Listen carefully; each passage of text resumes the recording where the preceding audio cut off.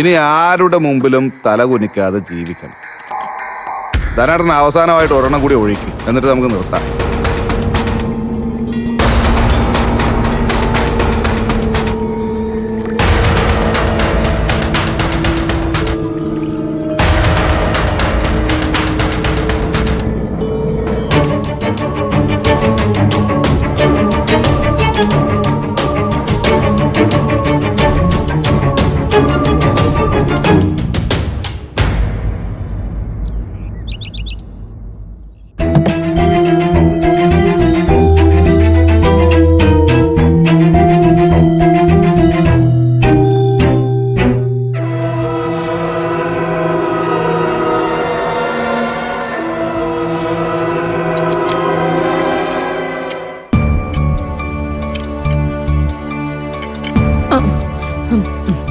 ഓ, എന്താ നോക്കി നിക്കുന്നേ?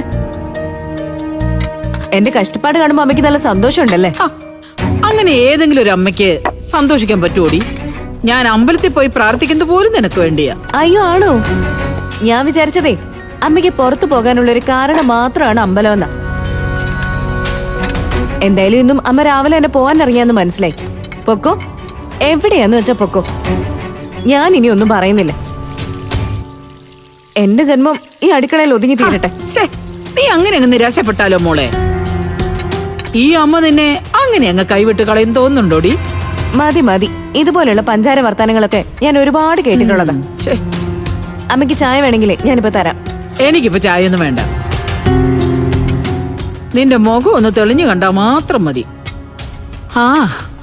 അതിനുവേണ്ടി ഞാനൊരു തീരുമാനം എടുത്തിട്ടുണ്ട്. എന്ത് തീരുമാനം? ഇന്നു മുതല് നമുക്ക് അയാളെ അടുക്കളയിൽ ഒന്ന് പരീക്ഷിച്ചു നോക്കിയാലോ?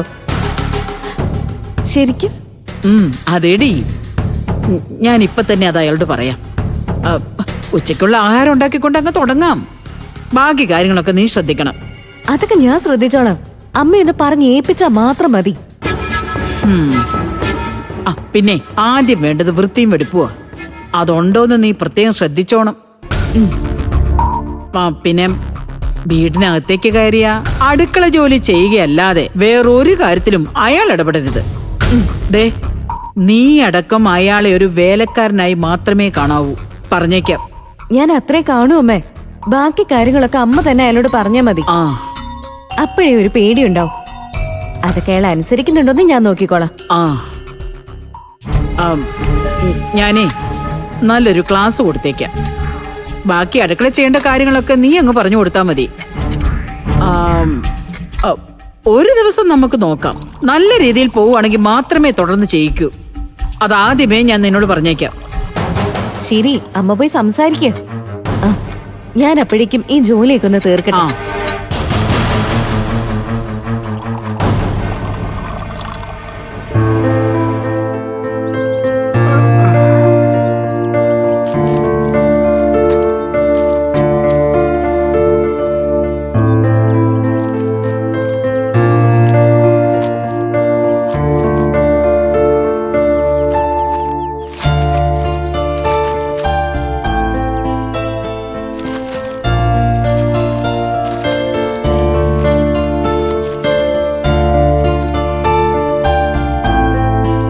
വിനയാ, നീ ഇന്നലെ രാത്രി എങ്ങോട്ടാ പോയത്?